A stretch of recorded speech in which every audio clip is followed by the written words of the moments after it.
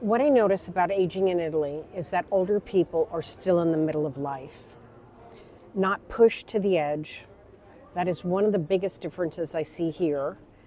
And the older I get, the more I pay attention to it. I'm 64. I have had healthier issues for the last 20 years, even though I was born with a birth defect in my heart. I am not speaking about old age as some abstract theory. I'm looking at it as a part of my personality now. My mother died at 58. My dad died at 63. My dad's twin sister died mid-50s. My sister died at 58. So when I look at older age, I'm not doing it casually. I'm not assuming that I have endless time. I'm looking at it seriously and asking myself, if these were my last 10 years, 12 years, or 14 years, what would matter? I have somebody watching me.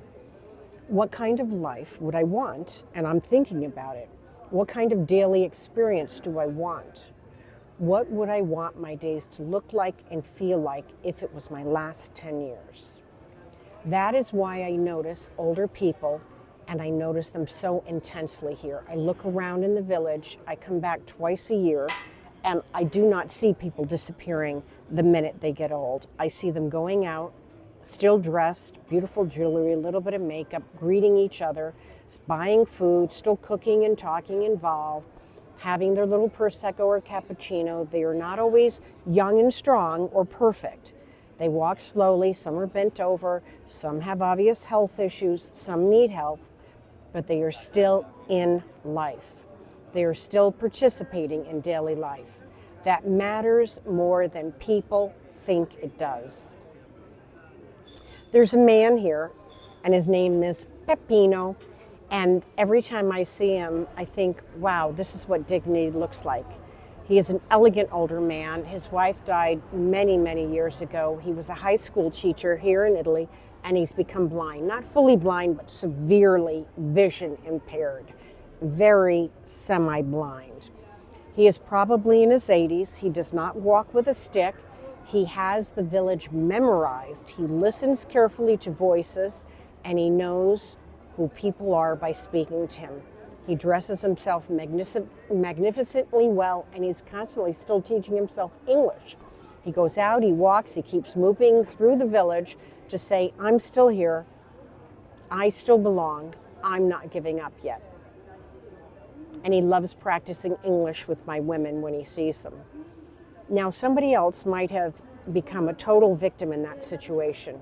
Somebody else might have shut down, stayed home, let the walls close in, let people do everything for them, and emotionally withdrawn from life. Peppino is not doing that. He still makes the effort to be in the world. Ooh, it's chilly. And people know him. They greet him, they help him.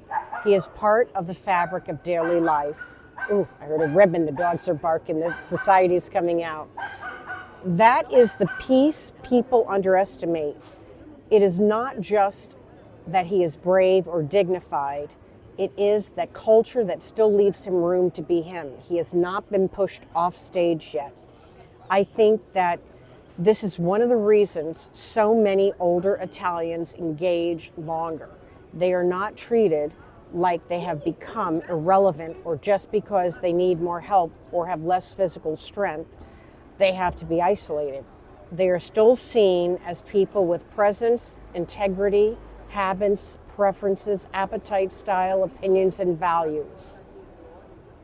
When a society continues to treat older people, not as problems, it changes the whole experience of aging. The real difference I see here is that older people are still useful. They're wanted and they're woven into the family life or into another family's life. In Italy, it is very common for older parents or grandparents to remain close to their family for much longer, and not just physically close. They are functionally close. They are part of life, the life of the household. They cook, they help with the grandchildren, they keep an eye on things, they provide continuity. Maybe they sit at the table and they dice up the vegetables while you cook the meal. Maybe they wash a few dishes. Maybe they watch the kids when you go out and run an errand. They carry recipes, habits, memories, standards, and family identity. they're not always treated like a separate category of a human being who now need to be removed and managed somewhere else. I'm not saying there are no nursing homes here, but they are rare. They are much less central to the life and the culture. The instinct here is often to keep the older person in circulation as long as possible, keep them home if possible, and keep them near the family as possible. Keep them cooking, gardening, walking, talking, complaining, helping, advising, teaching, living, arguing. And I think that that does something profound to a person's will, but it's the influence even on the grandchildren. People often live longer when life still wants them. That is the plain truth. If someone still expects you at lunch, if a grandchild still sits and waits for you for the sauce you made, if the family still counts on your presence, if the village still greets you, if your routine still matters, then you have a reason to get dressed, get up, and to have a reason to go forward and keep going. I think the United States, we often separate older people too early from meaningful life, not out of cruelty, but sometimes out of logistics, geography, work, schedules, or structure of the modern life.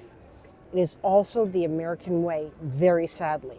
But the result can still be isolating. People lose their daily roles that made them feel needed and visible. And then everyone acts shocked when their spirits decline. I'm not romanticizing old age. It's hard. Bodies fail, vision goes, energy changes, illnesses come, people become dependent in ways they do not want. I'm not pretending otherwise. I've had more heart surgeries than most of you have been in the hospital. I'm simply saying that what I observe here in society that often does a better job of keeping older people connected to be useful with the family movement and public life. And someone who is not young anymore that gets my attention makes me feel of value. Not because I'm interested in pretending that my age is any different than it is. I'm interested in being asked a question. If age is happening, then how do I want to live it? How do I want to structure my life? What kind of society helps keep their people alive and of value with dignity? What kind of daily rhythm keeps people alive? That is why this matters to me. It is not theoretical. I watch someone like Peppino and I think that is a lesson in life to be learned. I watch grandparents still cooking for a family and still being around for their grandchildren and great-grandchildren, and I think that's another lesson. I watch older people out on their daily walk, dressed with care, participating in the village, and I think there's a lesson there to be learned. What I notice about aging in Italy is it's not perfection, it is participation.